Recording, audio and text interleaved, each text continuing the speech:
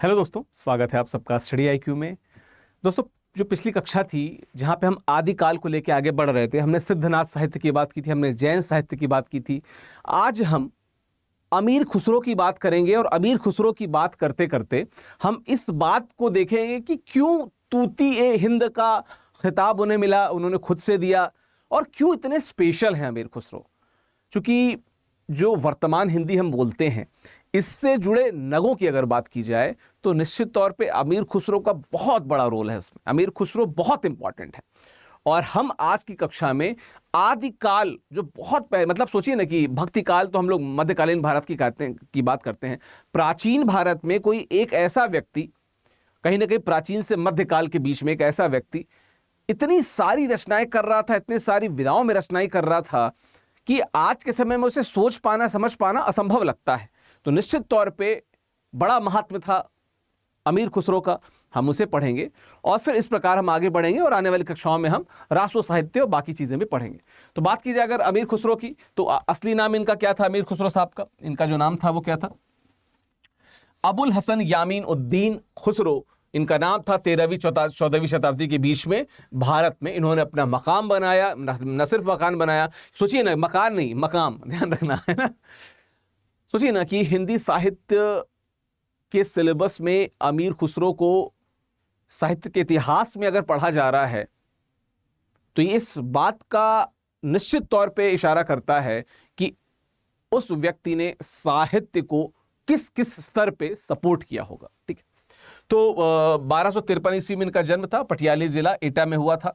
इनकी मृत्यु 1525 ईस्वी में हुई थी। इनका संबंध दिल्ली के राज दरबार से था और उन्होंने दिल्ली के 7 सुल्तानों की सेवा की थी। ठीक है, 7 सुल्तानों की सेवा की थी। और आप सबको पता है कि जो निजामुद्दीन औलिया हैं उनके बड़े शिष्य थे और कुछ किंवदंतियां, दंत कथाएं भी हैं तुगलक इनके और निजामुद्दीन औलिया के बीच की। अगर आपको पता हो तो आप कमेंट बॉक्स में जरूर बताइएगा। ठीक है, ये इतिहासकार थे, कोशाकार थे, बहुभाषविद थे, सूफी थे, संगीतज्ञ थे, कवि थे, बहुत कुछ थे। आदिकाल में खड़ी बोली काव्य की रचना करने वाले खुसरो प्रथम कवि थे। उन्हें उर्दू भाषा का भी प्रथम कवि माना जाता है। इसके अलावा अगर देखा जाए तो उन्हें अरबी, फारसी, तुर्की सभी भाषाओं का बेहतरीन ज्ञान था। तो कितनी सारी विशेषताओं को अपने व्यक्तित्व में समाहित किए हुए थे। आप भाषा के स्तर पे देखें, उनके काम के स्तर पे देखें, क्लियर हो जाता है, एकदम स्पष्ट हो जाता है। लेकिन अभी जब आप उनकी काव्य को पढ़ेंगे ना और उनके काव्य के डायमेंशंस को देखेंगे तो आपको पता चलेगा कि ये सब बातें कम हैं, जितनी ज्यादा कही जाए उतनी कम है। ठीक है, ऐसा माना जाता है कि खुसरो ने लगभग 100 ग्रंथों की रचना की थी, जिनमें से केवल 20 या 22 ऐसे हैं जो प्राप्त होते हैं, जिनके प्रमाण वास्तविकता में मिलते हैं। बहुत से ऐसे हैं जो इनकी पहेलियां, मुकरियां, खलिकबारी, सुखने, गजल आदि जो है वो उल्लेखनीय है उसमें से। ठीक है, बाबू ब्रजरत्न दास ने नागरी प्रचारणी सभा काशी से खुसरो की हिंदी कविताओं के संग्रह का प्रकाशन कराया, जिसमें पहेलियां, मुकरियां, ढकोसला आदि संग्रहित हैं। तो आप खुद देखो ना, वैरायटी देखो। मुकरियों की बात की जाए, खलिकबारी, सुखने, गजल, पहेलियां, मुकरियां, ढकोसला, सारी चीजें इसमें अवेलेबल हैं। ये क्या बताता है? ये इस बात को बताता है कि कितने वर्सटाइल थे अमीर खुसरो। और ये तब की बात कर रहा हूं, आदिकाल की, जो अमूमन साहित्य उस रूप में हमारे सामने आया नहीं था। ठीक है, अब जैसे पहेलियों की बात कर ली जाए तो आवे तो अंधेरी लावे, जावे तो सब सुख ले जावे, जानू वह ले जावे, क्या जानू वह कैसा है, क्या जानू वह कैसा है, जैसा देखो वैसा है। ये आग की बात है।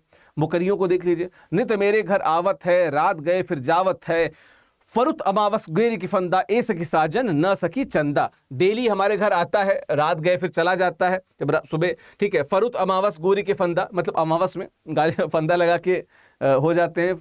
लेकिन उनकी सखी कहती हैं क्या साजन, इनके तो इनकी सखी है वो हर बात पे साजन कहती हैं। खैर, वो कहती नहीं चंदा। सुखने क्या है? पान क्यों सड़ा, घोड़ा क्यों अड़ा, फेरा ना था। 2 प्रश्न 1 उत्तर, क्योंकि अगर पान को आग फेरेंगे नहीं तो वो भी खराब हो जाएगा, और घोड़े को प्यार से अगर क्या कहते हैं फेरेंगे नहीं तो वो अड़ जाएगा, आगे नहीं बढ़ेगा। ठीक है, ढकोसला क्या है? खीर पकाई जतन से और चरखा दिया चलाए, आए कुत्ता खा गया तू बैठी ढोल बजाए, ला पानी पिला। ठीक है, तो ढकोसले जो हमने कहते हैं बड़े ढकोसले गा रहा है, एक्चुअली में ढकोसले एक विधा है, साहित्य की विधा है, और उस विधा को यहाँ पे हम देख भी रहे हैं। वो विधा जिसका अमीर खुसरो ने बड़े अच्छी तरीके से प्रयोग किया, और कहीं ना कहीं इस कारण लोक रंजन के जो कार्य थे ना उसमें इनकी हमको उपस्थिति दिखती है अमीर खुसरो की। ठीक है, अन्य प्रमुख काव्य की बात की जाए तो नुस्खे भी इन्होंने लिखे हुए हैं। हरर बहेड़ा आंवला घी शक्कर में खाए, हाथी दाबे कांख में 60 कोस चले जाए। जो हरर बहेड़ा आंवला घी शक्कर में मिला के खाता है वो इतना मजबूत हो जाता है कि हाथी को कांख में दबा के 60 कोस ले जाए, 60 कोस तक जा सकता है। ठीक है, कविता भी लिखी है, बड़ी ही फेमस कविता है कि छाप तिलक सब छीनी रे मोसे नैना मिलाई के। ठीक है, प्रेम भटी का मदवा पिलाई के, मतवारी कर लीनी मोसे नैना मिलाई के। गोरी गोरी बैया हरी हरी चूड़ियां, बैया पकड़ धर लीनी रे मोसे नैना मिला के। आपने सुना होगा इसको कि छाप तिलक सब छीनी रे मोसे नैना मिला के देख। और कई बार जब हम गीतों को पढ़ते हैं, गीतों को जब हम समझते हैं, देखते हैं, तो कई बार गीतों के महत्व को या जिस समय वो लिखे गए हैं उसको हम नहीं समझ पाते। हमें लगता है कि शायद से हमारे जैसे ही समाज में किसी व्यक्ति ने इन काव्य की रचना कर दी और हम उन्हें गा रहे हैं। पर आप सोचो, अमीर खुसरो ने 7 सुल्तानों को देखा था, कितना शासन वैविध्य देखा था, कितना उन्होंने, चाहे आप उसको स्ट्रगल न कहो, पर वैरायटी देखी थी। और वैसे में संतुलित होकर इतने प्रकार के काव्यों की रचना करना और इस प्रकार के गीत की रचना करना जो आज भी मतलब लगभग 800-900 साल बाद भी हम उसे गाते हैं, अपने आप में एक बड़ी उपलब्धि है। ठीक है, अमीर खुसरो एक सूफी कवि ही नहीं बल्कि इस कठिन दौर में वे हिंदू मुस्लिम एकता के प्रतीक के रूप में दिखाई पड़ते हैं। उन्होंने दोनों संप्रदायों के बीच, यानी कि हिंदू और इस्लाम दोनों संप्रदायों के बीच में अजनबियत को दूर करने का प्रयास किया है। और इसी प्रयास के क्रम में वे हिंदी और फारसी भाषा को भी नज़दीक लाते हैं। ठीक है, जैसे आपने ये देखा होगा, हालांकि इसका एक दूसरा वर्जन देखा होगा कि जिहाल मिस्किन मकुन बरंजिस के हाल हिजरा तुम्हारा दिल है, वो जो आपने सुना है बेसिकली इसी पे ही आधारित है। जिहाल मिस्किन मखन तगाफुल दुराए नैना, बनाए बतियां किताब हिजरा नदा में एजा, न लेहु काहे लगाए छतियां, शबान हिजरा दराज छूं जुल्फो रोजे वसलत छूं, उम्र एकोता सखी पिया को जो न मैं देखूं, कैसे काटूं अंधेरी रतियां। ठीक है, थोड़ा सा हो सकता है कि ताल में इधर हो गया हूं क्योंकि जब ये इसमें अरबी आती है ना, तो अरबी के साथ और हिंदी के साथ दिक्कत यह है कि अरबी की जो ताल क्षमता है, मतलब अरबी का जो ताल नाद है वो अलग है और हिंदी का ताल नाद अलग है। ऐसे ही अंग्रेजी का ताल नाद अलग है। तो हिंदी के ताल नाद पे मैं गा रहा था तो अरबी का ताल नाद आड़े आ गया। पर निश्चित तौर पे अमीर खुसरो जिस प्रशस्ति के कवि हैं, जिस प्रशस्ति के लेखक हैं, शायद से इसका बेहतर तरीका वो बता पाते होंगे या उन्होंने समझाया होगा, जो शायद मैं फॉलो नहीं कर पा रहा। पर आप सबसे रिक्वेस्ट ज़रूर है कि जब आप अमीर खुसरो को पढ़िएगा तो सारे पूर्वाग्रहों को दूर रखें। जिन विशेषताओं के लिए उन्हें जाना जाता है उन विशेषताओं को निर्बाध रूप से पढ़िएगा, बिना किसी प्रेजुडिस यानी कि पूर्वाग्रह से पढ़िएगा। ठीक है, इनके काव्य के संवेदना पक्ष की बात कर लिया तो ज्ञानमूलक साहित्य भी दिखता है, ज्ञान कुतूहल जिज्ञासा भरा मनोरंजन। दरबारी कवि होते हुए भी बाल साहित्य भी इन्होंने कहीं ना कहीं लिखा है। ठीक है, एक थाल मोती से भरा सबके सर औंधा धरा, एक थाल मोती से धरा सबके सर औंधा धरा, चारों ओर वह थाल फेरे मोती उससे एक नगरे। आकाश की बात कर रहे हैं, जो हमारा जो आसमान है वो उल्टा रखा रहता है, जैसे लगता है मोती है, और आकाश आपको पता है कि इधर से उधर जाता है, आपको दिखता है। पृथ्वी जब घूमती है बाकी चीज़ें दिखती हैं, क्योंकि जब पृथ्वी घूमती है तो आकाश और ऊपर का जो हमारा परिदृश्य वो भी बदलता रहता है, लेकिन वो गिरता नहीं है। तो ये बाल सुलभ जिज्ञासा है, कुतूहली तो है। और दरबारी कवि हैं, बहुत सारी चीज़ें ऐसी भी लिख सकते थे जो उनके राजा को पसंद हो, जो उन सुल्तानों को पसंद हो, जो दिल्ली सल्तनत के सुल्तानों को पसंद हो, लेकिन फिर भी उन्होंने इस चीज़ का प्रयत्न अवश्य किया है कि जो एक कवि की लालसा होती है वो न दबने पाए, वो दिखती है यहाँ पे। सूफियाना भाव भी दिखता है। ठीक है, तसव्वुफ, इश्क मजाजी, इश्क हकीकी, ये सब इनको मिलता है। जैसे खुशरो दरिया प्रेम का उल्टी वाकी धार, जो उतरा सो डूब गया, जो डूबा सो पार। अब यहाँ पे इश्क मजाजी इश्क हकीकी क्या है? इश्क मजाजी मतलब ईश्वर से प्रेम करना, इश्क हकीकी मतलब मनुष्य से प्रेम करना। तो मनुष्य से, सॉरी उल्टा बोल दिया मैंने, माफ़ करना। मैं तो कितनी क्लासों में इसको बता चुका हूँ, पर कभी कभी क्या होता है कि आप कभी किसी और रॉ में होते हैं। बेसिकली मैं खुसरो दरिया प्रेम की उल्टी वाक़ेदार, जो तरह से डूब गया, जो डूबा सो पार, इसके उसमें असर में था थोड़ा सा। इसके मजाजी मतलब मजाजी मतलब एक किसी व्यक्ति से इतना प्रेम कर लेना कि आप हकीकी यानी ईश्वर के प्रेम में पड़ जाओ, मतलब किसी के प्रेम में इतना डूब जाना कि आपको ईश्वर के दर्शन हो जाएं। यही तसव्वुफ का कॉन्सेप्ट है और यही इश्क मजाजी से इश्क हकीकी का सफर है। ये आपको अमीर खुसरो के काव्य में बहुत दिखेगा। ठीक है, बहुत स्पष्टता से दिखेगा। ठीक है, अब जैसे ये भी देखिए, खुसरो रैन सुहाग की जागी पी के संग, तन मेरो मन पीयू को दो भय एक रंग। और आप अभी भी इनको विभिन्न जो क्लासिकल म्यूजिक से कहते हैं, ठीक है, उनमें या शास्त्रीय संगीत में अब कहीं ना कहीं किसी न किसी कवि के श्रीमुख से आप जरूर सुनते होंगे। गोरी सोवे सेज पे मुख पर डारे डेर केस, चल खुसरो घर आपने रैन भई चहुदेस। ऐसा कहा जाता है कि जब निजामुद्दीन औलिया साहब की मृत्यु हुई, जिनको ये बहुत मानते थे गुरु के रूप में, तो ये बहुत भावुक हो गए। इन्होंने ये बोला, लिखा और रोने लगे और दुख से इतने भर गए कि कुछ दिन बाद इनकी भी मृत्यु हो गई। तो ऐसा कहा जाता है कि निजामुद्दीन औलिया जी के मरने के बाद उन्होंने ये पंक्ति कहीं ना कहीं लिखी थी, ठीक है। संवेदना पक्ष की बात कर लीजिए, और तो उन्होंने आडंबर पर भी बहुत कुछ लिखा है। अब देखिए यहाँ पे जो अभी थोड़ी देर पहले जो मैंने यहाँ ज्ञानमूलक साहित्य की बात की थी, सूफियाने भाव की बात की थी, देखिए यहाँ पे आडंबर पे भी लिखा है। उन्होंने क्या लिखा है, उज्जल बरन अधीन तन एक चित्तो दो ध्यान, देखत में तो साधु है निपट पाप की खान। बेसिकली वो लोग जो बगला भगत होते हैं ना, कि मुंह में राम बगल में छुरी वाले लोग, उन पे इन्होंने कहा किया है कि रंग तो उज्जवल बरन, रंग तो बहुत साफ है, ठीक है, अधीन तन एक चित्त दो ध्यान, चित्त एक है लेकिन दो तरफ ध्यान है, देखने में तो साधु लगता है पर क्या है, पाप की खान है। बिल्कुल वैसे ही कि मुंह में राम बगल में छुरी, इस पे एकदम फिट बैठता है। इन्होंने लैंगिक भेदभाव पर भी लिखा है, और ये बहुत शानदार लाइन है। आज भी जब इन्हें सुनता हूं, इनको पढ़ाता हूं, तो मैं भी भावुक हो जाता हूं इन्हें सुन के।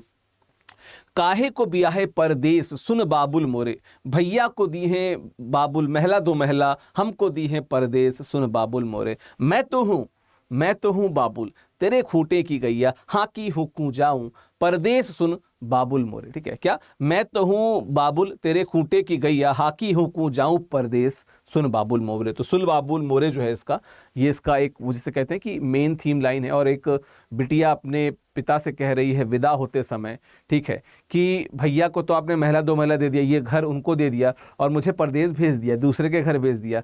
कहीं ना कहीं मैं उस खूंटे की गाय के समान हूँ जिसे हाँक दिया जाता है, ठीक है, खोटे से खोल के बाद में हाँक दिया जाता है, उसके समान हूँ। ठीक है, भाषाई प्रयोग की अगर बात कर ली जाए तो इन्होंने ठेठ ब्रज भाषा का बहुत सारा प्रयोग किया हुआ है। मैया मुँह से सिंगार, मेरा मुँह से सिंगार करावत, आगे बैठ के मान बढ़ावत, वासे चिकन कोई न दीसा, ए सखी साजन न सखी सीसा। इनकी सखी बार बार साजन पे जाती हैं पर वो बार बार कहती नहीं। यही इसका जो ट्विस्ट होता है ना, यही इस खास बात है इनकी मुकरियों की, जहाँ पे मुकर जाती है। जो जिस सखी से बात करती है, वो जो सखी ऑप्शन देती है तो मुकर जाती हैं। और देखने में लग रहा है ना कि मेरा मुँह से सिंगार करावत, ठीक है, आगे बैठ के मान बढ़ावत, तो निश्चित तौर पे सखी गलत तो सोच रही, साजन की बात कर रही है, जो साजन है उसके प्यार में ऐसा चीज हो रहा है, लेकिन नहीं, शीशा की बात कर रही है। ठीक है, ठेठ खड़ी बोली का इन्होंने मतलब इन्होंने सिर्फ ब्रज भाषा नहीं, ठेठ खड़ी बोली में भी लिखा है। क्या, एक थाल मोती से भरा सबके सर औंधा तारा, चारों ओर वह थाल फिरे मोती से एक न गिरे, जो भी मैंने आसमान के वाले बात की थी। ठीक है, खड़ी बोली ब्रज भाषा का मिश्रित रूप भी देखने को मिलता है। क्या, खुसरो रैन सुहाग की जागी पी के संग, तन मेरो मन पीयू को दो भय एक अंग। खुसरो रैन सुहाग की जागी पी के संग, तन मेरो मन पीयू को दो भय एक रंग। तो यहाँ पे क्या है, खड़ी बोली और ब्रज भाषा दोनों दिख रही है। ठीक है, शुद्ध जो फारसी है, ठीक है, शुद्ध जो फारसी भाषा है वो होगा यहाँ पे, और शुद्ध ब्रज भाषा का अगर मिक्स देखा जाए तो वही जहाँ पे आपने यहाँ पे देखा होगा कि कहाँ गया, यहाँ पे जिहाल मिस्किन मकुन तगाफुल दुराए नैना, बनाए बतियां किताब हिजरा नदा में ले जा, न लेहू काहे लगाए छतियां। तो यहाँ पे आपको क्या दिख रहा है, फारसी और ब्रज भाषा दोनों का प्रयोग मिला, और ऐसा मिक्सचर जो है ना बहुत कम आपको देखने को मिलता है।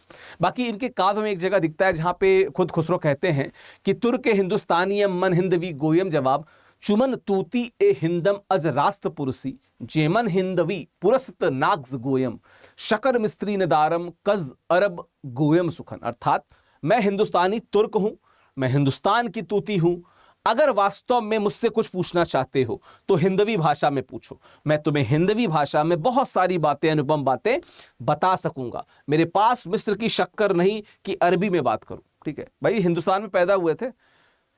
यहां हिंदवी से तात्पर्य 13वीं 14वीं शताब्दी की उस भाषा से है, जिसको हम कई बार पुरानी हिंदी भी बोलते हैं, उस भाषा से जो उस समय दिल्ली और उसके आसपास के इलाकों में, हिंदुस्तान के कुछ अन्य इलाकों में भी क्या की बोली जाती थी। तो उन्होंने बोला कि मैं हिंदुस्तान की तूती हूं, मैं तूती है हिंदू, हिंदुस्तान की आवाज। अगर मुझसे कुछ पूछना चाहते हो तो हिंदवी में पूछो, जो हिंदुस्तान की भाषा है आप उसमें पूछो। ठीक है, तो हम निष्कर्षतः क्या कह सकते हैं कि गुणों की दृष्टि से खुसरो की भाषा में प्रसाद व माधुर्य, जो प्रसार और माधुर्य होता है, ये बहुत दिखता है। उनके सूफियाना पदों तथा प्रेम विषय कविताओं में माधुर्य गुण कहीं ना कहीं बहुत ज्यादा झलकता है। थोड़ी देर पहले हमने इसकी बात की यहाँ पे। ठीक है, उनकी कविता में भाषा के स्तर पे आतंक पैदा नहीं होता, बल्कि बेहद सहजता के साथ वे पाठक या श्रोता को बोधगम्य प्रतीत होती। हमने अभी देखा, मुझे नहीं लगता एक आध पंक्तियों को छोड़ के सब कोई ऐसी होंगी जो आपको समझ में ना आई, बहुत आसानी से समझ में। और ये सोचो ना, ये 13वीं-14वीं शताब्दी की बात है, ठीक है। एक अन्य गुण है इनमें, वो है चित्रात्मकता या बिंबात्मकता। अब जब वो एक थाल वाला जब उन्होंने बात की तो आप वहां पहुंच गए होगे, पान क्यों न सड़ा घोड़ा क्यों अड़ा, ये आप वहां पे पहुंच गए होगे। तो ये है बिंबात्मकता और चित्रात्मकता, कि ऐसा लिखो कि आदमी वहीं पे डिपोर्ट हो जाए, वहीं पहुंच जाए, ठीक है। उनकी हर कविता मानसिक चित्रों का निर्माण करते हुए चलती है। चित्रों की इसी भाषा को आधुनिक कविता में बिंब भाषा कहते हैं। आचार्य शुक्ल ने खुसरो की भाषा की एक और विशेषता उक्ति वैचित्र बताया है, यानी कि वे सीधी बातों को भी बड़े रोचक तरीके से कहने की क्षमता रखते हैं। बात सीधी सी है, लेकिन आप बहुत सारे, चाहे सुखनों की बात करें, बाकी चीज़ों की बात करें, नुस्खों की बात करें, कविता की बात करें, पहेलियों की बात करें, मुकरियों की बात करें, सुखनों की बात करें, ढकोसले की बात करें, सीधी सीधी बात, लेकिन उसको इतने इंटरेस्टिंग तरीके से आपके सामने प्रस्तुत किया जाएगा कि आपको लगेगा कि क्या शानदार चीज़ें अमीर खुसरो ने लिखी हैं, ठीक है। ये मेरा टेलीग्राम चैनल है @officialvikas करके, स्कैन करके आप इस चैनल से जुड़ सकते हैं, इस चैनल पे आप जुड़ सकते हैं। और अगर आपको हिंदी साहित्य वैकल्पिक विषय की किसी बैच से जुड़ना है तो आप स्टडी IQ की जो वेबसाइट है वहाँ पे जाके आप हिंदी साहित्य वैकल्पिक विषय से जुड़ सकते हैं। आप मेरे टेलीग्राम चैनल पे आएंगे तो वहाँ से भी आपको इन्फॉर्मेशन मिल जाएगी, उसमें मैं वीडियोज़ और इसके PDF पोस्ट करता रहता हूँ। बाकी आपका दिन शुभ हो, ऑल द बेस्ट। अगले वीडियो में हम लोग रासो साहित्य के बारे में पढ़ेंगे और जो आदिकाल का सीमांकन पढ़ेंगे, और फिर उसके बाद हम कोशिश करेंगे कि पृथ्वीराज रासो पे एक अलग से क्लास ली जाए, ठीक है। तो जैसे 2-3 इंपॉर्टेंट व्यक्ति हैं, तो जैसे हमने खुसरो पे लिया, वैसे पृथ्वीराज रासो और चंद्रवरदाई पे भी एक अलग से क्लास लूंगा, ठीक है। All the best, thank you, शुक्रिया।